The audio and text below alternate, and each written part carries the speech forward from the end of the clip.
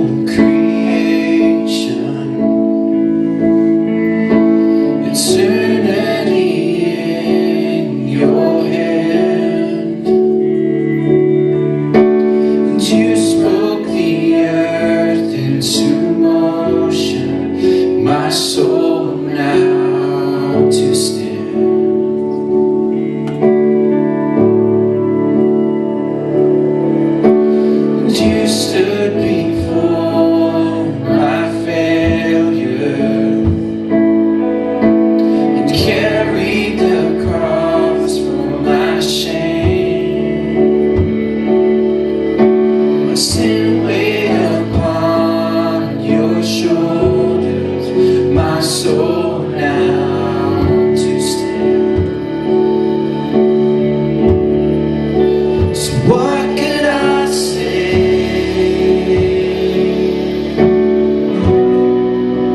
So what could I do?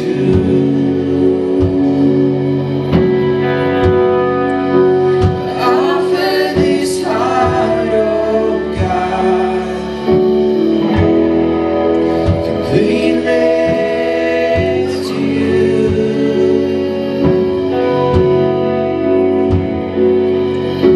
So I walk upon salvation, your spirit alive in me,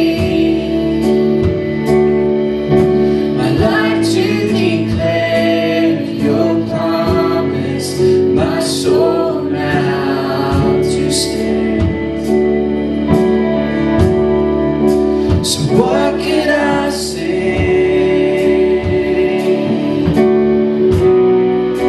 So what could I do?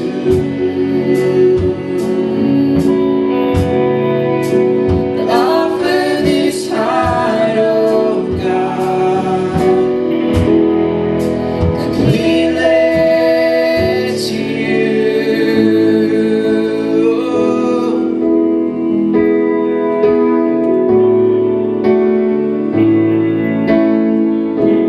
We'll sing it to stand. So I'll stand with arms high and heart abandoned in awe of the one who gave it all. So I'll stand, my soul, Lord, to you surrendered. All I am is yours. I'll stand with arms high and heart abandoned in awe of the one who gave it all. I'll stand, my soul, Lord,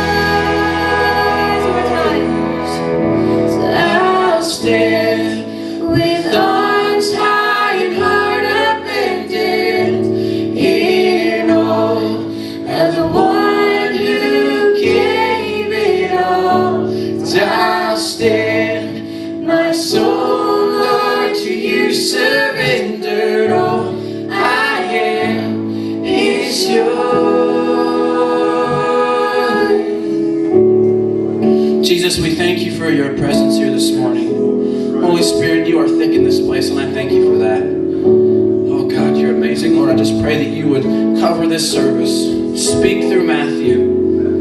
Lord, feed us this morning. In Jesus' name, amen.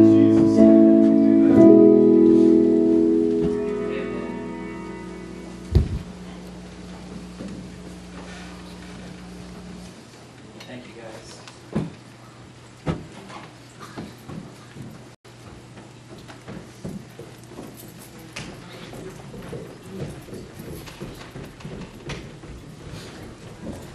Well, good morning. Good morning. Can you guys hear me back there? Not sure if I'm on or not. I'm sure that sounds good. Try it again. Hey, there we are. Good stuff. All right. Well, try that again. Good morning. Good morning. Hey, you guys were almost as loud as me that time. Good job. We're glad that everybody's here this morning. Amen. And we're going to go ahead and we're going to be starting in Genesis chapter 9 this morning. So you go ahead and be opening your Bibles there. Now, last week, just by way of review, we talked about Noah and some of the things that he had to have gone through whenever he was preparing for this literally world-ending event.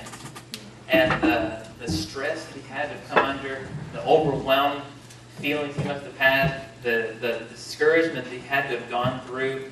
But all the while, though, he trusted in God, he walked with God, Right. and the Lord took care of him. Yes, he did. So you guys know the rest of the story. The flood waters came just as he said they would. Right. And everyone and everything outside of the ark was just wiped off the earth. Do you understand that? I'd say the grand majority, if not all of us, have heard Noah's of the event of the flood, the worldwide flood. So this morning, though, we're going to deal with a little bit of the aftermath. So when you open your Bibles to Genesis chapter 9, you can go and you can be looking at verse 8. But I wanted to hit a few things before we even get there. If you want to look there, you can look at the preceding verses. Actually, I'll go ahead and start in verse 1. We'll pick up in verse 8 here in just a moment. You're fine, Jamie, if you want to stay where you are. And God blessed Noah and his sons and said to them, "Be fruitful and multiply and fill the earth." You see God's redemptive plan already again. He's repeating that always. Just like whenever he spoke to Adam and Eve, whenever he put this world and this whole universe and everything he created into this dark, empty space, he began a redemptive work, reclaiming this space for his glory. And he said, when he says, "Fill the earth," what he was saying there was, fill the earth with yourselves pursuing me. And he wasn't saying fill the earth with you and your wickedness. He was saying fill the earth with your desire pursuing me. Right. So fill the earth. And then he goes on to say, "Be fruitful and multiply, fill the earth." Verse 2 says, "The fear of you and the terror of you will be on every beast of the earth, on every bird of the sky, and with everything that creeps on the ground, and all the fish of the sea. Into your hand they are given. Every moving thing that is alive shall be food for you." So basically at that point, God said, "Let there be barbecues." Yeah. And all God's people said, "Amen." Okay? That was that time. No, that wasn't happening, or at least it wasn't supposed to be happening before that time. And so at that point, God said, I'm giving you everything that moves on the land as your food, just like I gave you the green plant. Yeah. Now you get thinking like, whew, thank you, Noah, for restraining yourself on cows and things like that. I mean, we're really appreciative of that, Noah. But have you ever thought about this? What if there was something, though, that Noah's just man, I've never thought, I don't know why I'm thinking this way, and then God, now he says that I can have it. I've been looking at that thing that was on the ark this whole time, I'm thinking, man, that'd be so good to eat. And what if he just inhaled that, him and his family, before we even had a chance to see what it was? You know, what if it was something that was so good it'd make the best steak you ever had? It seemed like McDonald's chicken nuggets. Right. And it's man, yeah, you guys know what I'm talking about, right? And so, but it's I guess we'll never know. So at least be thankful that he left the things that he did. And so he's hold off, let them have a few babies and stuff. And then, okay, now we're going to have steak. Okay? So he goes on, he says, "Everything that moves on the ground, everything that moves on the land shall be food for you. I gave all of you as I gave the green plant." Then he goes on to say that only you shall not eat the flesh with its life, that is its blood. And I believe he said that because he's hey, all life in the world just got extinguished. But life is still sacred. And so he wanted people to understand that. So he said, that blood, the blood that runs through you and every other living thing in this world, that is where your life comes from. You take that out of you and you have no life. Don't walk over life that quickly and think, well, must not be as valuable anymore because of how God just kind of eradicated the population of the world. That was judgment, but life was still precious to God. Otherwise, he wouldn't have saved Noah and his family. So you have that there. And finally, God institutes civil law. Look what it says there. He says, verse 5, surely I will require your lifeblood from every beast, and I will require it from every man's brother, I will require the life of man. Verse 6, whoever sheds man's blood, by man his blood shall be shed. For in the image of God he made man. And then he repeats himself again, as for you, be fruitful and multiply, populate the earth abundantly, and multiply in it. And so in that moment, you got to actually see God. And this is a whole other message. I'm not going there today, but you can go and you can do a Devo here in that section there where it talks about man punishing man. And then go check out the first 7 verses of Romans chapter 13. And you see there where God, in this moment, this is just one of the very few institutions that God set up on the world. The first one being the family, and now the second one, government. Ruled by man. As if to say that before the flood, you guys could not control yourselves, and apparently the authority of an unseen God wasn't enough to make you live right. So, I'm going to put an authority in front of you that you can see. And so, if man sheds man's blood, by man, that person's blood will be shed. So, in the same time, instituting government and capital punishment. Don't just take my word for it. Check it out in Scripture. Look it up for yourself. Okay? Romans chapter 13 and Genesis chapter 9. But now, we're dealing with promises. Something that God, now he's coming in, he's zooming in on Noah and his family. And specifically here, he's addressing them. He's addressing Noah and then Shem, Ham, and Japheth. He's addressing the dads, or the husbands, that is, and their families through them. Let's think about what's just happened here. The world just ended. You know how we watch all these movies? You know there's some movies that we like to watch, they're thrillers, but they're people in Hollywood's really big on these whole post-apocalyptic genre type movies. They were living in the post-apocalypse. That's what this basically was. The whole world had ended. They had just survived the end of the world. And now God's coming in saying, I've got a promise. Listen to what he says here in verse 8. Then God spoke to Noah and his sons, and with them saying, now behold, I myself do establish my covenant with you, and with your descendants after you, and with every living creature that is with you, the birds, the cattle, the beasts of the earth with you, of all that comes out on the ark, and even every beast of the earth. I establish my covenant with you, and all flesh shall never again be cut off by the water of the flood. Neither shall there again be a flood to destroy the earth. Now, let me tell you one thing before I go any further on this. You realize that is actually proof right there that the flood was a worldwide flood. It was a universal flood. Because we still have floods. Just last year there was a terrible flood up in West Virginia. Happened not even an hour away from where a buddy of mine lives up there. And, it wiped the place out. ST was up there, and they were helping out. The disaster relief unit and everything like that. They were up there, and they were responding to this flood. And someone could say, well, if the flood that Noah survived wasn't a worldwide flood, then God's a liar. Yeah. Because God just now said there's never going to be another flood. But he didn't say there's not going to be any more local floods. He said there'll never be another flood that destroys all the earth ever again. It was a worldwide flood.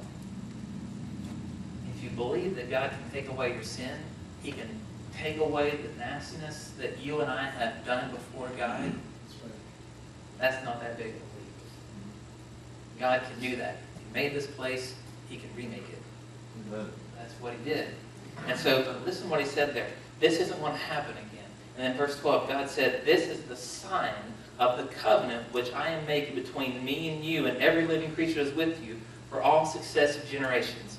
I set my bow in the cloud, and that should be for a sign of a covenant between me and the earth. Now pause right there for just a second, right? When God says this, imagine what's kind of going through their minds. I can almost see God coming up to but Noah and his family and saying, I know what just happened was scary. I know. Just think about it. They survived the end of the world, literally. Didn't make it any less traumatic for them. Everyone they knew was coming. And when they come out onto the land, you know that there's signs of destruction. You know that they're going to witness the death of all these various creatures and people that they knew. It's all present there in front of them. Just because they survived it doesn't mean it wasn't still traumatic for them. This was a big storm in their life. And so I can see God coming alongside them and saying, I'm making you a promise. This is never going to happen again. That's right. You don't have to worry about this. In fact, I'm going to give you a sign so that you can know that this will never happen again. And he says, I'm going to set my bow in the clouds. Now that word, this is such a cool thing. In fact, that word, it's the rainbow. That's what he's talking about there. But that's not what that word means. Literally, the Hebrew there is the word for the weapon of an archer. He's talking about that's his bow. That's his bow. And we're going to get into the significance of that in just a moment. But God is basically, he's saying, when the floods were happening, when God punished the world with the floods, the bow was aimed at the earth. All of God's wrath was pointing down at the earth. Which way is the bow pointing now? It's not aimed at the earth anymore. It's not aimed at the earth anymore. And that's not just some neat, cute little sermon illustration. God said, that's my bow. That's what I wiped the earth out with. And now look. I'm going to set it in the clouds. I'm not going to take it down and draw it against you again. That's not happening anymore. Listen to what he said even further past that. In verse 14 it says, it shall come about that when I bring a cloud over the earth, that the bow will be seen in the cloud, and I will remember my covenant, which is between me and you and every living creature of all flesh, and never again shall the water become a flood to destroy all flesh. You think, again, God, He knows how we think. He knows how Noah and everyone thinks. Do you think that Noah, anytime a cloud came, because now they've seen rain, they know what goes on in the world, and they know that now rain is a part of life. Okay? For us, that kind of sounds funny to say because we just had a bunch of storms all this past week, and it's like, yeah, it's nothing new. But before the flood, that was not really a thing. Rain was not something that really happened. That was one of the reasons why people looked at Noah like he was so crazy, because he was building a boat days away from the sea, because he said that somehow water was going to come from the sky and kill everyone. He was crazy, everyone thought. But now, rain is a part of life, and it's a good thing. You go and you read about in Job, where you see God, he describes what we thought we were so smart when we talked about the rain cycle. But he just says there that God, he picks up the waters, and he carries them, and he lays them down somewhere else. That's what God does. That's how he takes care of his world. In fact, one of his curses throughout the Old Testament is whenever a prophet would go before someone and they were living wickedly, one of the things that would happen as far as the punishment at this point is that God would withhold the rain. He would not have given it. But now, clouds would come. And I doubt very seriously that there was ever a time that Noah looked up and saw that cloud and didn't think for a split second about what happened with the worldwide flood. We don't think that way. Now imagine somebody who had been through, maybe they've lost their home, maybe they've lost family members in a flood. Do you think that they probably think back to that whenever they see the clouds filling in the sky?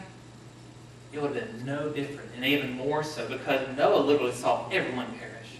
And every time that Noah looked up, I have to believe that there was a flash of fear that fluttered through his heart and through his mind. And God said, but look, he said, when the cloud comes, he says, you're going to look up and you're going to see my bow in that cloud. Don't forget my promise. Promise keeper. Don't forget my promise. Amen. I'm not going to take my bow back down. Now, here's the thing. Now, some of you have talked with me. I've experienced it in my life. I know all of us have at some point or another. Some of you are right now. But you know what? Our lives have storms that regularly flow through. Amen. That regularly flow through. God, He allows dark clouds and even frightening storms to invade our lives. But the thing that I want to give you, that's an implication you can take from this passage of Scripture here, is that storms end. They end. For believers especially, they end. Now you think, man, I don't know if what I'm in, if I can bear it. I don't know if it's ever going to end. And it might be, I mean, who knows what it may be in your life. It might be, I don't know, the loss of a job. It might be financial problems. It might be a doctor calling on the phone one day saying, I have some bad news. It may be a relationship problem, family struggles. And this is the thing, as I think through this, and tell me, this is Matthew. This is probably not the case with many of y'all in here. But Matthew tends to panic whenever the storms come. And I don't immediately look and rush to find that rainbow that promises me that this storm's going to end. Instead, I panic and I sometimes try to even find my own solution. Sure. And in that way, I kind of run from God. I kind of run from God and the solution that He's just saying, trust me. I didn't allow this storm to come into your life to destroy you. That's right. It's not going to happen. I'm not going to do that. I made a promise, just like I made a promise to Noah, that storm would never come again and it would never destroy earth again. And He gave him a reminder of that. That's a promise to us as well. Amen. Storms end. Yeah, they do. They may take a while to end. It may rain in your life for a long time. The clouds may get so thick in your day-to-day life that you don't know if the storm is ever going to end. But trust God that up there somewhere is that bow. That's right. He promised. He promised. And He's promised so many things in His Word. The storm is going to end. Amen. Think of some of these promises that He's offered us. He gave Noah the bow. He gave Noah the image of his bow as a reminder. He's given us His Word and His Spirit. And in His Word, He tells us in Romans 10:13, whoever calls upon the name of the Lord will be saved. That's right. That's a promise. It'll never be broken. He tells us in Matthew 6, seek God first, and you'll have everything that you need. That's right. Now here's the thing. These were words of reassurance. God gives them all throughout His Scripture. Don't fear. Don't fear. Don't fear. Because why? Because fear separates us from God as well. Not like sin does. It causes us to separate ourselves off. It causes us to kind of like, again, panic, run to find our own solutions, be like Noah jumping off the ark and looking for a life raft and thinking that he's going to like survive better on that than he is the boat that God told him to build. Wouldn't make sense. But here God says, hey, seek me first, and all these things will be added to you. And you know what, sometimes I get to thinking, I know these promises. I know God's Word. And I don't know it like some people know it, but I know that God has promised to watch out for me. I know in Matthew 28, God said that He'll never leave me or forsake me. No. He's always going to be with me. Yes, He will. In 1 Corinthians 10, He says that there's never going to be a temptation that comes to my life that's too great for me to bear. And if there's ever a temptation in my life to sin, that there's always going to be an escape hatch there for me to get away from it. Yes. He's promised that in His Word. He's promised in James 1 that, hey, if you lack wisdom, if you need wisdom, get this. I forget this so many times. If you need wisdom, ask. God will give it freely. Yeah. Ask believing. Don't just be like, okay, God, if you've got something up there that can help me, I'd really appreciate it. I'm not really sure if you've got anything that I don't already know, but, No. If you need wisdom of how to deal with the situation, anybody here does anybody have a situation in life right now that you could use a little bit of wisdom in? All the time. Goodness. Yeah. That's one of those promises that we overlook sometimes. Because why? Because the situation is here. It's coming. It's coming. It keeps coming. And we're just trying to tread water. And sometimes we forget God's promises. That's what the disciples did. Whenever they were caught in the storm with Jesus in the boat, and the storm came, and they said, "Save us, Lord. We're all going to die." They were panicking. Jesus, he's just snoozing. Because he already told them before. And you think, now this is what's so crazy. I get to wondering, okay, I guess he was kind of like, he was working on one side of the plan while God the Father was working on the other one. Kind of like before time, they kind of got this thing together and said, okay, so we're going to get in this boat. And when we get about right in the middle of it, okay, that's when I send the storm, right? Yeah, that's when you send the storm, okay? And then, like, I mean, really rock this. I mean, rock that boat, okay? Fill it up, okay? I mean, like, I'm going to be up toward the front. I'm going to make sure there's a pillow, okay? I'm going to go up there and we'll go to sleep, okay? But I want you just, and so, Dad, you just rock that boat because I'm going to be sleeping, so I'm not going to be doing that. And so I'm going to be snoozing. So, okay, cool, break, all right? And they did on it. They worked out that plan, okay? And so then they're out there on the sea, and this boat, it just starts churning, okay? And Jesus, he's not worrying about anything. He even knows that God's got the plan there. He's like, okay, God's right on schedule. The Father, he's going to be rocking that ship just like I need him to. Let's see what these guys do. This will drive them crazy. And so then they start panicking. They start panicking. But what did Jesus tell them before they got in the boat? He said, let's go to the other side. That was the promise, by the way. In his mind, it was already determined. That's why afterward, he gets up and he says, hush, be quiet. And the storm's done. And he looks at them, and remember what his criticism was? Your little faith. You didn't depend on me. I already told, don't you realize after everything that you've seen me do, don't you know who you're with? Man, can you imagine? And I get this though. You're not with anyone different. If you're a believer in the Lord Jesus Christ, you have him. The same one who was in that boat. That's what it says there in Colossians. It says, in Christ dwells the fullness of the Godhead bodily. And we know that we have him in us. The same person who calmed the storm then, that was with the disciples then, he's with you. He's with me. But man, the disciples, they literally had him physically there with them. And they still forgot. That's what circumstances can do sometimes. They come at us so hard-hitting and so fast, and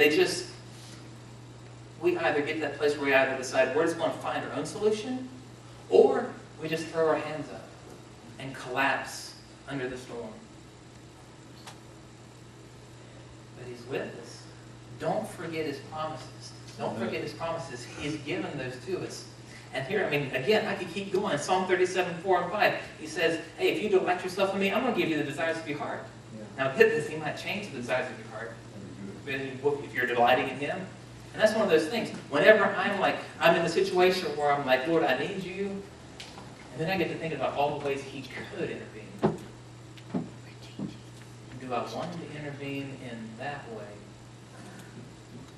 Lord, if you can meet my need, but not like that, like if you can meet my need this way, that'd be awesome. Isn't that where we kind of start to worry? We ask God, hey, do whatever's necessary. Well, maybe not everything is necessary. But Lord, just get me out of this. And God says, I'm going to. I'm going to. Have you ever noticed how he doesn't always show you how he's going to do that? Because you might not like it. But that's okay. You kind of, and that's where it's like, who needs to change, God or you? You do. But he's going to bring you through it. He's going to grow you through it. Why do you think he brought the storm into your life in the first place? Was he not strong enough to stop it? Does he? And here's the thing. Here's the question for you. Okay, don't lose this. Does God cause bad things to happen? Does he cause them?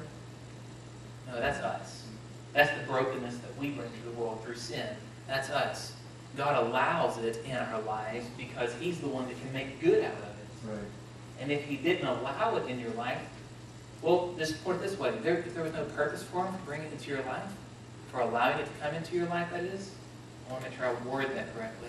If there was no purpose for him to allow it into your life, he wouldn't have. Because his heart for you is good. He wants good things for you. Because when things go well in your life, guess what? Guess who gets the glory? He does. He wants the glory. But we forget. Or we really start to worry about, well, how will God meet this need? And there's areas where I just get to, there's areas in my own life where I struggle. And God says, trust me. Yeah, no, I do, Lord. I do. I trust you. I'm just worried about how you're going to do this. Because I'm afraid that's not going to be how I want it to be. And God usually doesn't really say that much to me when it comes to that. He just kind of lets that sit there. I'm like, yeah, thanks. Because I know what I need. I need to grow. I'm not like Him enough. Otherwise, I'd be cool with whatever He wants. And so, God's coming to Noah, Shem, Ham, and Japheth, and they're relaying this to their family. I'm sure they're all around, and God's saying, hey, I know this was scary. It's not going to happen again. But when you see the cloud filling the sky again, don't panic. Don't panic. I took care of you before. Hey, there's one of those reminders for you. Whenever God's His bow in the cloud is a reminder of His promise to Noah, reminders in our lives are not just His word and His Spirit, but also all the storms He's brought us through already. Yes. He's already done it. Yes, He'll do it again. Amen.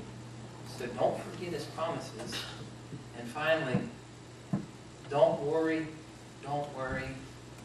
about how He's going to meet the need, how He's going to fix this storm in your life. Just trust Him to do it. He's going to bring you through it. Whatever the storm is, He's going to bring you through it. I have to believe that. I have to believe that. I do. So, we'll go ahead and have our ushers get in place, and we're going to have our invitation here in just a moment. As our awesome praise team is getting in place. Would you help that?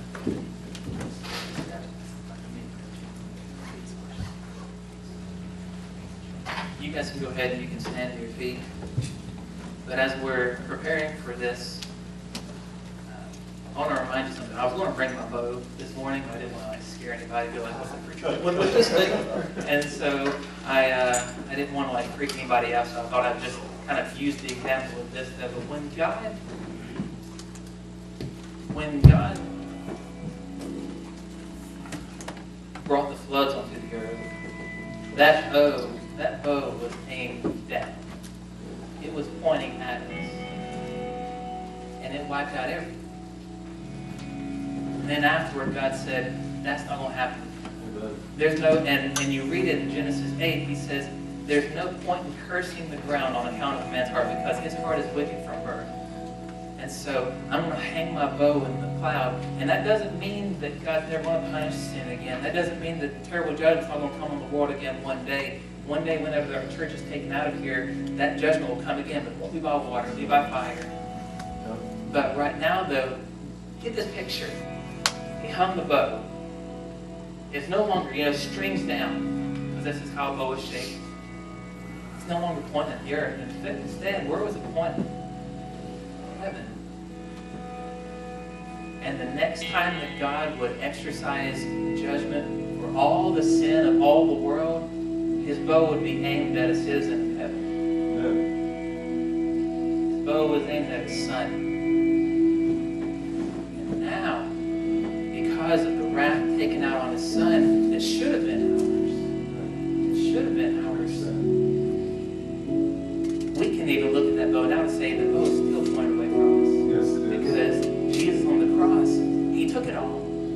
He took it all. And so if you're here this morning, and there's any inkling of a question mark in your heart about whether or not you're going to heaven when you die, just know, Jesus, He took that punishment for you. And you should never try to find your own way. Don't try to figure out your own solution. God exercised judgment on His Son. And there's nothing you can take away your own solution. So, if you're here this morning and you've never come to that place where you've realized your need for Him and you can't take away your own sin and you've placed your total dependence on Jesus, if you've never done that, there at the back. You're welcome to come to this altar and pray. You're welcome to make a decision right there where you are. But I'll be back here for you to talk to if you need anything. And then beyond that, whatever storms you have going on in your life right now, whatever they may be, God's big enough to handle.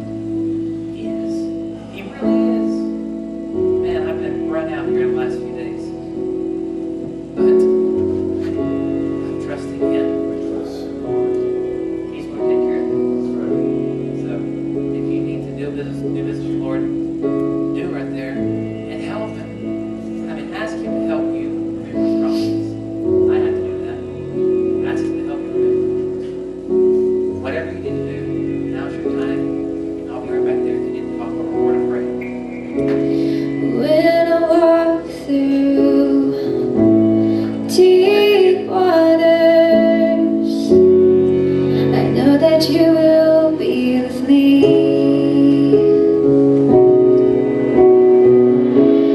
When I'm standing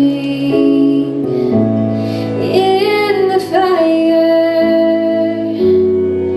I will not be overcome.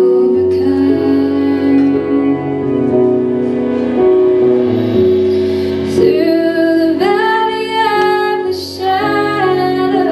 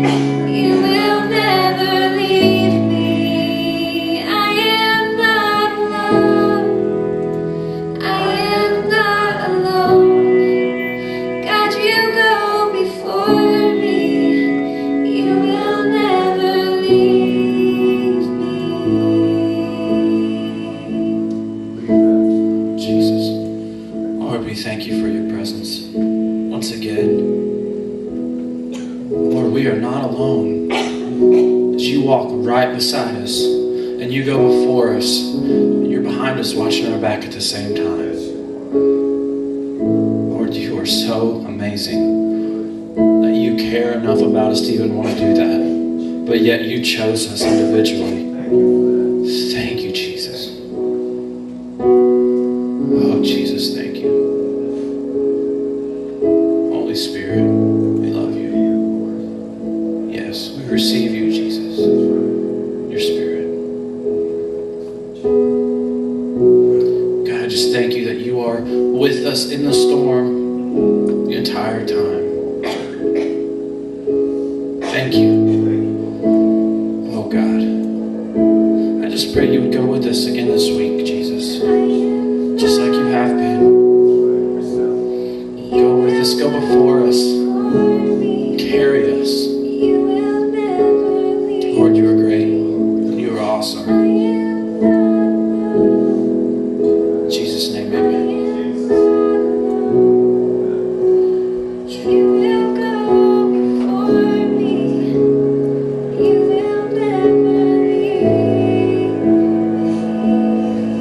So, just want to let you guys in on it.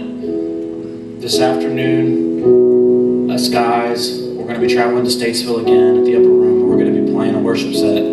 So if anybody wants to come, you're more than welcome. I think we're going to be taking the van down, so there might be a few extra seats if you don't want to drive. Just totally understandable. But yeah, so the invitation's out there. So just meet with us after service or whatever, and we'll kind of go over things with you. But thank you guys again for coming today. Thanks to all the visitors. So happy to see you guys here. If you guys need anything, don't be afraid to talk to us or come pray with us. That's what we're here for. So thank you guys once again, and God bless.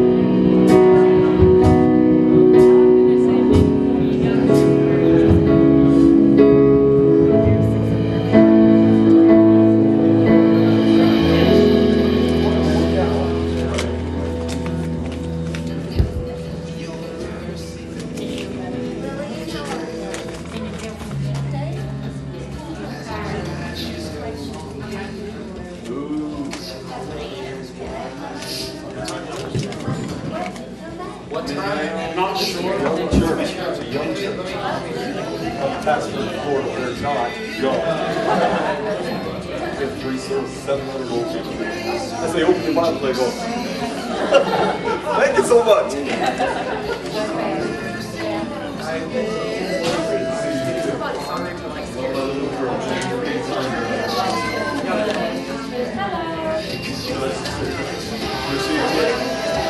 I will. Danielle, over there.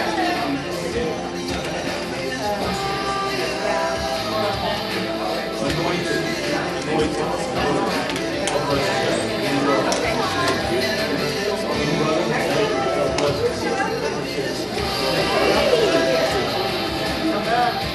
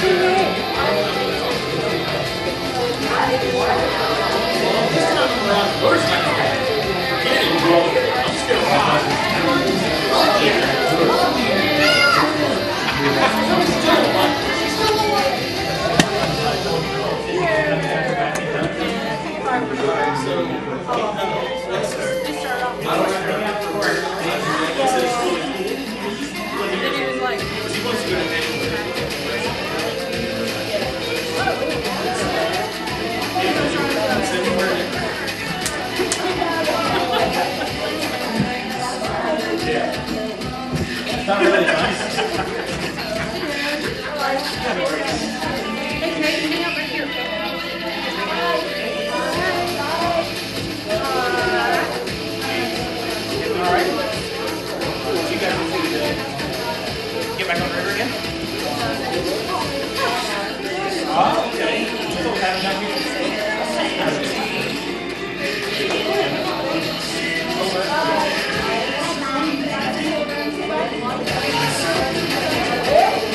Hey, there you go. That's a great idea.